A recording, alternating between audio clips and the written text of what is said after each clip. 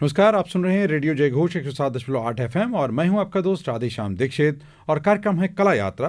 एक खास मेहमान जो बिहार से पधारे हैं, भागलपुर से कुमार चैतन्य प्रकाश जी। आप वैसे तो PhD प्राप्त हो चुके हैं, तो अब आपको डॉक्टर कहना चाहिए, डॉक्टर चैतन्य प्रकाश जी। आप चूँकि रंगकर्मी भी हैं और साथ में इन्होंने फिल्म एप्रिसिएशन का वर्कशॉप करके शॉर्ट फिल्में बनाते हैं, तो आप फिल्मकार भी हो गए। और चूँकि आपने पेंटिंग की विधा में रचना धर्मिता भी दिखाई है, उसका प्रशिक्षण भी लिया है, तो आप एक चित्रकार भी हो गए। और आपने साथ में नृत्य में भी प्रशिक्षण प्राप्त किया है, वो भी कथक में। तो यानी एक नर्तक भी आप हो गए और साथ में आप इस पर चिंतन करके लेखन भी कर रहे हैं, तो आप लेखक भी हो गए। और आप लगातार सभी विधाओं के बीच में अपनी कला और अपनी समझ, अपनी रचनात्मकता, सृजनात्मकता को लगातार विस्तार दे रहे हैं। आपको हार्दिक शुभकामनाएं। आप हमारे स्टूडियो में आए हैं, आपका आभार। चैतन्य जी, ये यात्रा जो है ये कैसे शुरू हुई आपकी?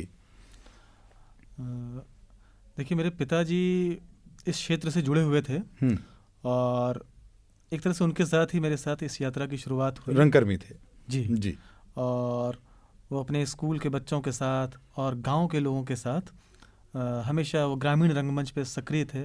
और मैं बचपन से उनके नाटकों में, उनके लिखे नाटकों में भूमिका अदा किया करता था और उनके साथ मैं बहुत इधर उधर शोज करने के लिए घूमता भी था। तो ये संस्कार मुझे बचपन से पिता से मिला, तो कह सकते हैं रंग संस्कार जी। तो ये जब आपने चूंकि भारतीय नाट्य अकेडमी में बाकायदा इसका प्रशिक्षण लिया है और प्रशिक्षण के साथ में SRFTI में फिल्म एप्रिसिएशन का भी कोर्स किया, तो जो आप पहले रंगमंच से जुड़े थे, नुक्कड़ और तमाम तरह के नाटकों में काम करते थे, और जब प्रशिक्षण प्राप्त किया, दोनों में क्या अंतर आया? हाँ, दोनों में अंतर ऐसा रहा कि पहले जानकारी तो थी, लेकिन मस्तिष्क में वो कहते हैं ना कि इधर उधर बिखरी पड़ी थी। लेकिन जब आप एकेडमिक होते हैं तो वो चीज़ें क्रमवार आपके मस्तिष्क में सेट हो जाती है। यानी कि बिखरे चीज़ों को एक धागा में पिरोना, ये आपको एकेडमी प्रदान करती है। तो अब मैं जानता हूँ कि ये कौन सी शैली है, ब्रेख्त हैं या लावस्की हैं। पहले मैं नहीं जानता था, वो अनजाने में चीज़ें हो जाया करती थी। लेकिन एक ग्रामर हमें रंगमंच का पता चला, इस वजह से चीज़ें और सधे हुए तरीके से, प्रशस्त तरीके से कर पाता हूँ।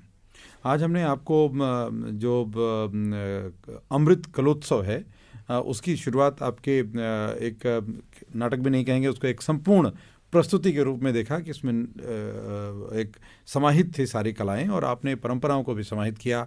और हमारे जो कलाकार जिनको ऐसे सामान्य तौर पर लोग भांड़ बोला करते हैं, हालांकि दोनों में फ़र्क है, लेकिन फिर भी उनका दर्द भी था।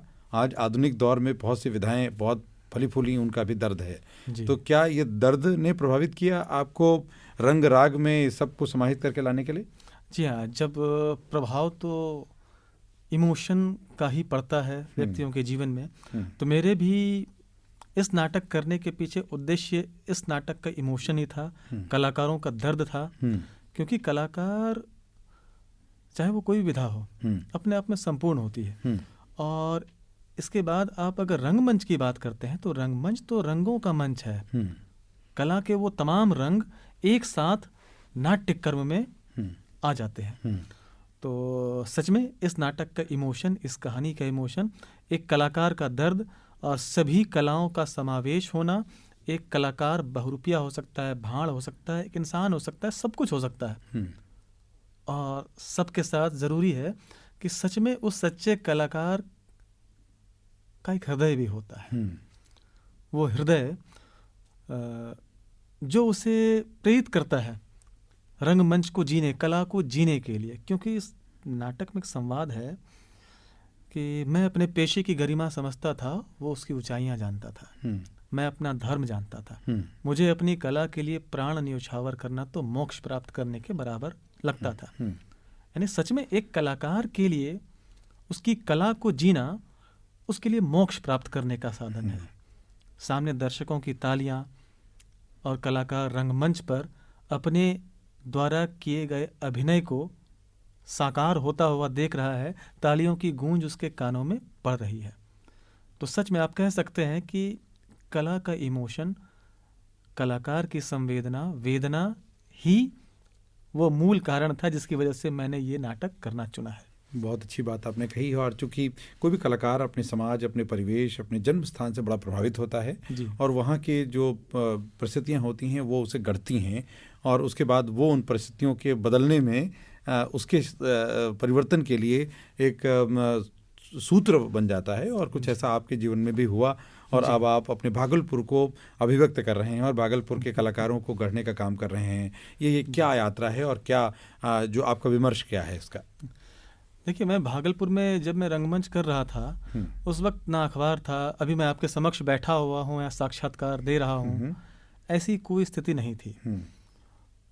अगर आप कोई मंचन करते हैं नुक्कड़ पर या मंच पर, ज़रूरी नहीं है कि वो छोटे से शहर में कहीं से किसी अखबार में आपको एक जगह मिल जाए।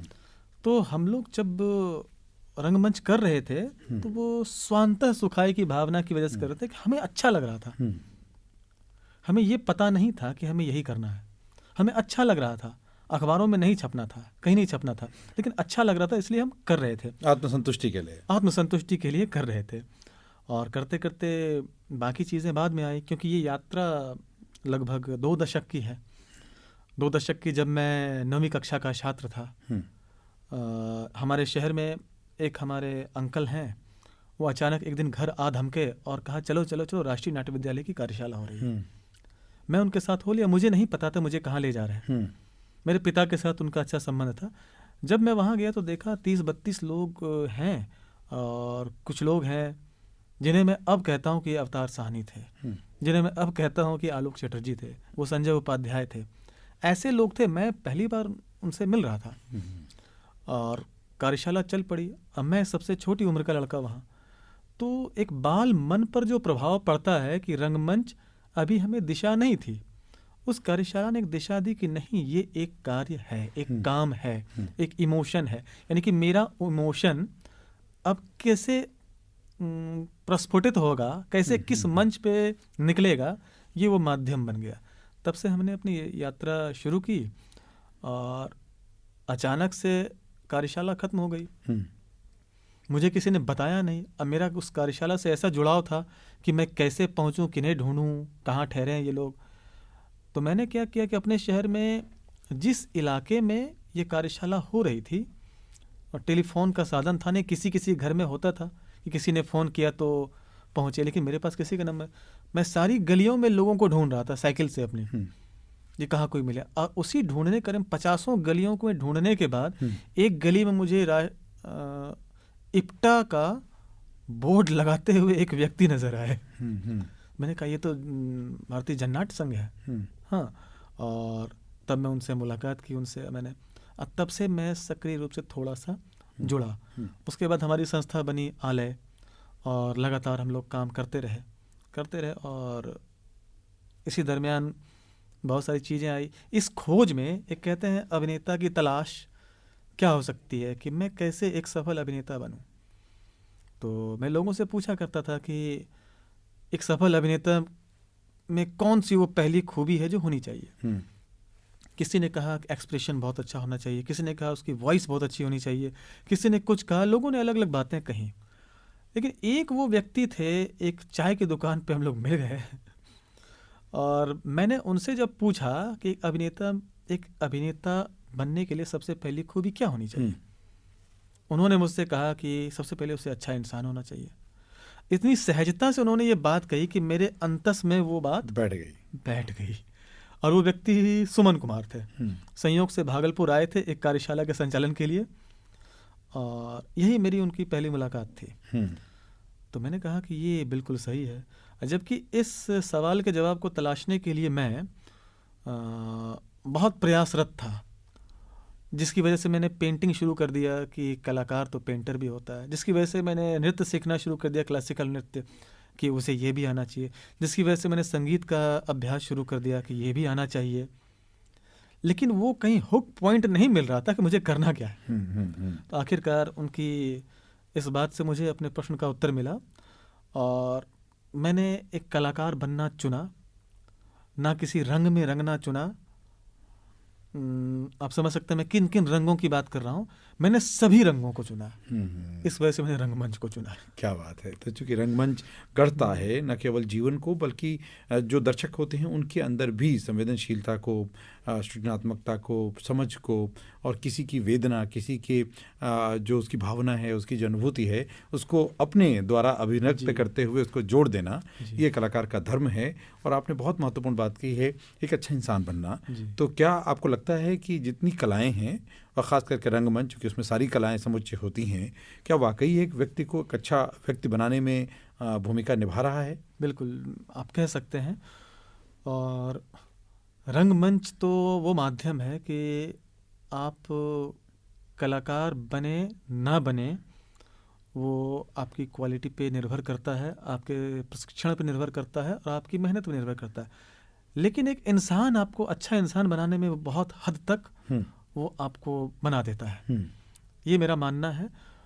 क्योंकि और मेरे साथ जितने लोग काम करते हैं, जो मेरे जूनियर्स हैं या मेरे स्टूडेंट हैं, जितने लोग हैं, मैं उनमें उन्हें कलाकार बना पाऊँ ना पाऊँ, लेकिन ये काम मैं करने की कोशिश करता हूँ। क्योंकि मेरी जो जर्नी है, कि उन्हीं सुमन कुमार की बात से प्रभावित होकर मैं उन्हें भी यही बातें कहा करता हूँ, तुम पहले सफल इंसान बन जाओ, अच्छे इंसान बन जाओ, तो सफलता सारे रास्ते अपने आप खुल जाएंगे। क्योंकि एक अच्छा व्यक्ति, एक अच्छा इंसान वही है जो दूसरों के भावों को समझ सके, अनुभव कर सके, उन्हें पढ़ सके और उनकी अभिव्यक्ति को अभिव्यक्त कर सके। ये भी बहुत ज़रूरी है, और कलाकार यही होता है।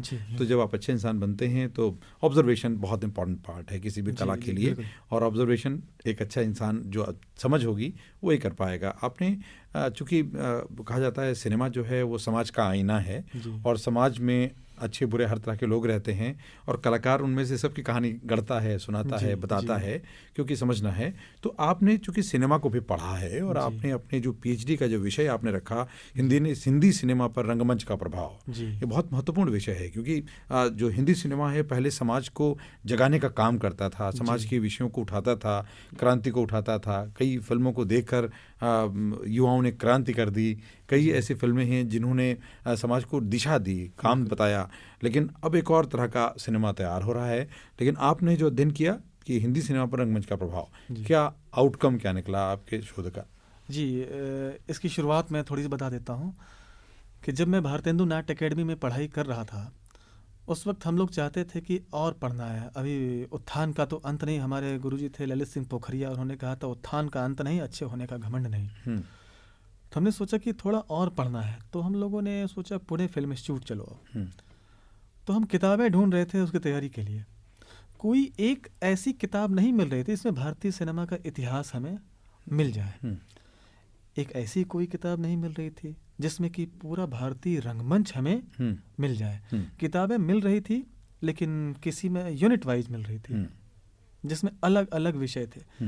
लेकिन एक स्टूडेंट के लिए सारी किताबों को खरीद के पढ़ना थोड़ा मुश्किल होता है, बड़ा मुश्किल होता है। तो मैंने सोचा क्यों ना मैं ऐसा काम करूं जिसमें मैं एक ही ऐसी किताब हो जिसमें दोनों जानकारी समान रूप से लोगों को मिल जाए। तो मैंने सोचा ये काम हो कैसे सकता है। तो मैंने सोच लिया था कि मैं पीएचडी करूंगा, अपना विषय कुछ ऐसा रखूंगा, और बाद में जब ये किताब प्रकाशित होगी तो मेरे जैसे बहुत से लोगों को इस किताब से बहुत मदद मिलेगी। तो इस वजह से ये टॉपिक मैंने चुना था, जिसमें कि भारतीय सिनेमा भारत में आगमन से लेकर वर्तमान की जो स्थिति है तब तक की चर्चा है, जिसमें भारतीय रंगमंच भरत मुनि से लेकर आधुनिक रंगमंच होते हुए अब तक जो रंगमंच चल रहा है इसकी चर्चा है। तो एक विद्यार्थी के लिए, रंगमंच या सिनेमा के विद्यार्थी के लिए मैंने कोशिश की है कि हद तक बहुत सारी जानकारी मैं दूं। तो इस किताब में जो मेरा निचोड़ निकला हिंदी सिनेमा और रंगमंच का क्या संबंध है, क्या प्रभाव पड़ा है, तो आप कह सकते हैं कि रंगमंच अभी भी वर्तमान में एक बोनसाई की भांति है, जिसे फैलने के लिए सीमित मिट्टी मिल रही है और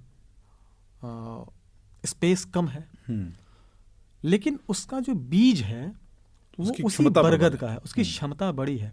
वही से बीज गिरा भारतीय सिनेमा में। लेकिन भारतीय सिनेमा में क्या है, उसे फैलने के लिए सारा आकाश मिला और सिनेमा फैलता गया।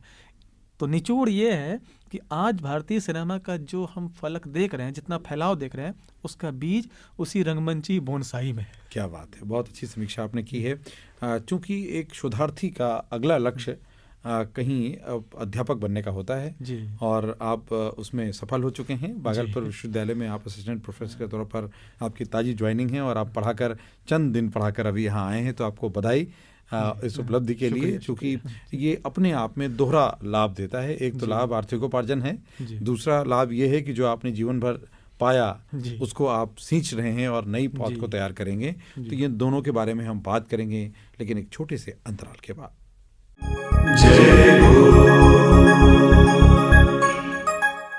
एक बार फिर आपका स्वागत है। आप सुन रहे हैं रेडियो जय घोष 107.8 FM और मैं हूं आपका दोस्त राधेश्याम दीक्षित और कार्यक्रम है कला यात्रा और मेहमान हैं हमारे भागलपुर बिहार से आए हुए डॉक्टर कुमार चैतन्य प्रकाश जी, जो कि भागलपुर विश्वविद्यालय में आप असिस्टेंट प्रोफेसर के तौर पर शिक्षा दे रहे हैं हिंदी की, लेकिन हिंदी में ध्यान आपका है नाट्यशास्त्र पर, नाटकों पर और लेखन पर, चूँकि आप खुद उन सारी विधाओं से निकल कर आए हैं। तो अभी जब ये दुनिया बदली, जब आप पूरी तरह शिक्षक हो गए हैं, तब आपका लक्ष्य क्या है?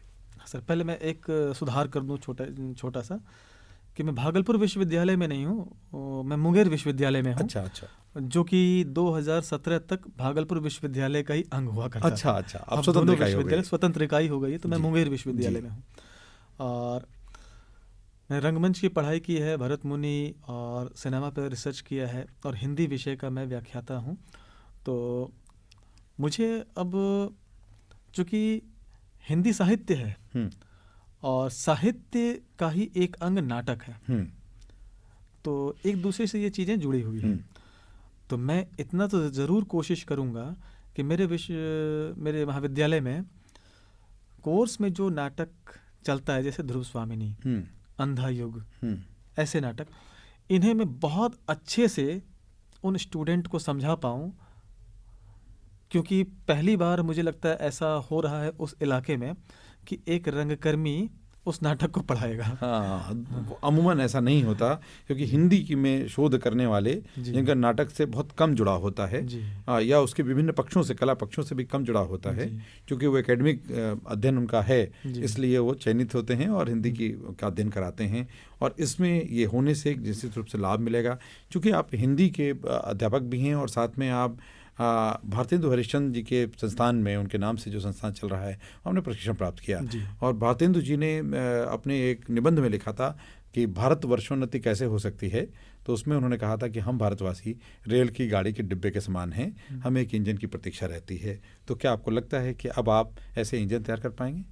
बिल्कुल बिल्कुल, और मेरा लक्ष्य भी ऐसा ही था, क्योंकि रंगकर्मियों के लिए एक खास बात होती है अर्थागम की, जो प्रायः नहीं हो पाता। और इस विषय पे कई सारी फिल्में हम देख चुके हैं कि अंततः रंगकर्मियों की क्या हालत होती है या कलाकारों की। और आपने अभी मेरा नाटक देखा, वो भी आपने देखा कि जीता को अंततः सती होना पड़ता है। तो मैंने इसी का एक विकल्प के लिए मैंने एक नौकरी तलाशी है, वो कर रहा हूँ। और इसके बाद मैं कोशिश करता हूँ अपने भी स्टूडेंट को, मैं कहता हूँ कि अपना एक काम तैयार रखो, तभी तुम रंगमंच को सींच पाओगे। ऐसे नहीं, क्योंकि हर वक्त कुछ न कुछ, हर काल की बात है, कुछ अलग करने की बात होती है। जैसे भारतेंदु बाबू का जिक्र किया आपने, तो भारतेंदु बाबू एक विरले व्यक्ति थे जब पारसी रंगमंच फलक पर था भारत में, और पारसी रंगमंच की अश्लीलता चरम पर थी। ऐसे में भारतेंदु बाबू ने एक दुस्साहस किया कि उन्होंने इंदर सभा को बंदर सभा के रूप में पेश किया और अपने नाटकों को रचना उन्होंने शुरू किया हिंदी में। दूसरा दुस्साहस, हिंदी को स्थापित, खड़ी बोली हिंदी को स्थापित किया। तीसरा, उन्होंने कालजयी प्रयास किया, पत्रकारिता को स्थापित किया। तो भारतेंदु बाबू यूं ही युग पुरुष नहीं कहे जाते, तो मैं उनका एक अंश मात्र भी बन जाऊं, तो थोड़ी सी बात भी अगर मैं कर पाऊं, तो मैं समझूंगा कि मैंने रंगमंच के लिए कुछ किया है। नहीं, आपको बहुत सारी शुभकामनाएं। आप निरंतर उस पथ पर आगे बढ़ रहे हैं, क्योंकि आप लेखन भी कर रहे हैं और नाट्य लेखन अपने आप में बहुत महत्वपूर्ण विधा है। और अपने भारतेंदु जी की बात भी की है। तो अमूमन आजकल जो विद्यार्थी हिंदी के क्षेत्र में काम कर रहे हैं या नाट्य के क्षेत्र में काम करते हैं कलाकार, वो भी लेखन में कम लोग हैं और इसकी अपेक्षा बहुत है, आवश्यकता बहुत है। क्या लगता है, और आप किस दिशा में नाट्य लेखन की दिशा में काम कर रहे हैं? देखिए सर, मैं पहले नहीं चाहता था कि मैं नाटक लिखूं, क्योंकि हमारे पास अभी भी जितना नाट्य साहित्य मौजूद है भारतीय संस्कृति में, जितना साहित्य मौजूद है मैं पढ़ नहीं पाया हूं। लेकिन ये एक जो खबर चलती है कि नाट्य साहित्य कम है, जितना है उतना मैंने नहीं पढ़ा है। और आधुनिक नाटककारों की ही बात लें आप, तो मैंने उन्हें पढ़ा है। देखिए, मैंने सारे संस्कृत नाटकों को नहीं पढ़ा है। भास के सारे नाटक हो सकता है मैंने पढ़ा हो, शूद्रक या जितने भी लोग हैं, लेकिन बहुत बड़ा है, बहुत बड़ा फलक है। तो मैं जो नाटक रचता हूँ वो वर्तमान जो परिवेश है, समाज में जिन चीज़ों की ज़रूरत है उसकी वजह से रचता हूँ, और ख़ास करके नुक्कड़ के लिए रचता हूँ। क्योंकि नुक्कड़ में स्क्रिप्ट्स की कमी है, ये आप कह सकते हैं, क्योंकि सब लोग इम्प्रोवाइज प्ले ही करना पसंद करते हैं और नुक्कड़ को एक टूल की तरह जैसे इस्तेमाल किया जा रहा है। इस वजह से नुक्कड़ जो खास विधा है, जो सफदर हाशमी जी ने इजाद किया और हमें दिया, हमें उस पर कायम रहना है, क्योंकि हम समाज की बात करें। तो इस वजह से मैं मजबूरी में बना लेखक हूँ। आवश्यकता आविष्कार की जननी है। मैं जितना हूँ वही रहना चाहता हूँ, लेकिन मजबूरी में बना हुआ एक लेखक हूँ। जो समाज की बातें मैं करना चाहता हूँ करूँ। नुक्कड़ में स्क्रिप्ट की कमी मुझे दिखी है, इस वजह से मैं नुक्कड़ पे नाटकों की रचना करता हूँ। आपने बातचीत में एक बात बहुत महत्वपूर्ण कही कि भारतेंदु हरिश्चंद्र हों या स्वामी विवेकानंद हों या भगत सिंह हों, इनको अपने लक्ष्य के लिए ही जना गया होगा। ये क्या अवधारणा है? जी, ये अवधारणा ऐसी है कि मुझे लगता है कि कुछ ऐसे महापुरुष जिन्हें सिर्फ एक काम मिला इस धरती पर आए और उन्होंने कालजयी कार्य करके अल्पायु में ही वो चल बसे। 39 वर्ष में स्वामी विवेकानंद जी का देहावसान हुआ। इसी प्रकार भगत सिंह 23 वर्ष की उम्र में साम्राज्यवाद से लड़ने का सूत्र दे गए। 23 वर्ष की उम्र में तो लोग अपने आप को बच्चा समझते हैं, बच्चा ही समझते, सब बच्चा समझते हैं, समाज भी बच्चा समझता है, समाज भी बच्चा समझता है। और भगत सिंह क्या देकर गए और देकर गए, और अभी तक हम उनका अनुसरण कर रहे हैं। विवेकानंद, कल उनकी जन्मतिथि थी, राष्ट्रीय 39 वर्ष की उम्र में वो चले गए और एक नवीन दर्शन दे गए, अध्यात्म का एक नवीन दर्शन दे गए। एक गुरुदत्त हैं, उनकी भी 37 या 39 वर्ष की उम्र में मृत्यु हो गई। एक से एक कालजयी उन्होंने फिल्में, एक से एक कालजयी फिल्में, जो कि 3 फिल्में, कागज के फूल, प्यासा, ऐसी फिल्में बनाकर वो चले गए। वो फिल्में अगर कोई व्यक्ति ध्यान से देखे तो वो दर्शन है सच में। प्यासा को क्या कह सकते हैं, जो एक कलाकार की स्थिति है वही एक साहित्यकार की स्थिति है उस फिल्म में। अब बात करते हैं गुरुदत्त, विवेकानंद, भगत सिंह, भारतेंदु हरिश्चंद्र, भारतेंदु बाबू। तो भारतेंदु बाबू ने कितने अल्पायु में वो चले गए, लेकिन एक पूरा भारतेंदु मंडल तैयार करके गए। और भारतीय जनमानस में जहां पारसी रंगमंच का बोलबाला बढ़ता जा रहा था, एमेच्योर थिएटर की स्थापना जिसे कह सकते हैं, इसका स्तुतिकर उन्होंने किया कार्य। क्योंकि उन्हीं के किए गए कार्यों की वजह से रंगमंच इतना फल फूल रहा है। और रंगमंच यदि फल फूल रहा है, वो छोटे छोटे शहरों में जो छोटे छोटे लोग हैं रंगमंच करने वाले, वो भारतेंदु बाबू के बनाए हुए रास्ते पर चल रहे हैं। ये बहुत महत्वपूर्ण बात आपने कही है। और चूंकि आप इस दिशा में बहुत प्रयासरत हैं और आप जैसे जो लोग हैं वो संगठित प्रयासों को आगे बढ़ाएं और न केवल रंगमंच और ज़्यादा मुखर हो और उसके बहुत से आयाम, नए नए प्रयोग हों, नवाचारी प्रयास हों, बल्कि इस दिशा में जो प्रशिक्षण का काम है, अब थिएटर एंड एजुकेशन को काफ़ी महत्व दिया जा रहा है और नई शिक्षा नीति में बहुत तरह के आयाम शामिल किए गए हैं।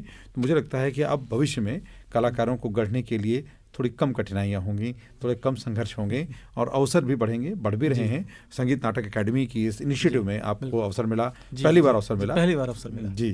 तो इस तरह से देश भर के तमाम ऐसे कलाकार हैं जिनको अवसर मिला है और चूँकि 75 ऐसे आयोजन अलग अलग शहरों में होने हैं और जो अमृत कलोत्सव है उसकी आज शुरुआत आपसे, आपके नाटक के माध्यम से हुई है। आपको ईश्वर और प्रगति दे और अवसर दे और आपको ऐसे ही नित्य नवीन तरक्की के पथ पर आप आगे बढ़ें। आपको हार्दिक शुभकामनाएं और हमारे स्टूडियो में आए। आपने बहुत महत्वपूर्ण बात की। अगर चलते चलते आप अपने कलाकारों से जिनसे बीच में काम करते हैं, अगर कोई आप बात कहना चाहें, कोई आह्वान करना चाहें तो ज़रूर करें। जी, मैं अपने रंगमंच के कलाकारों से यही कहना चाहता हूँ, जो मुझे कहा गया था, जिस सूत्र को पकड़ कर मैं अब तक चल रहा हूँ, कि सबसे पहले आप एक अच्छे इंसान बन जाइए, कलाकार आप स्वयं बन जाएंगे और बस। एक अच्छे व्यक्ति का व्यक्तित्व का निर्माण सर्वोच्च लक्ष्य है और ये समाज का भी आवश्यक दायित्व है और जो शिक्षण संस्थान है उनका भी दायित्व है और रंगमंच का तो मूल कर्तव्य है ही। इसलिए थिएटर इन एजुकेशन की पैरवी बड़े बड़े विद्वानों ने की है, उसको स्वीकार भी किया गया है क्योंकि सभी कलाओं में निष्णात करता है और चिंतन की एक विषय देता है कि हम किसी व्यक्ति को समय, देशकाल और परिस्थिति से प्रभावित, पीड़ित, क्योंकि ये तीन तत्व के बिना ना कोई रचना रची जा सकती है, ना कोई घटना घटित हो सकती है और ना दुनिया में कुछ ऐसा होता है। तो इन तीनों तत्वों के साथ हम आगे बढ़ें।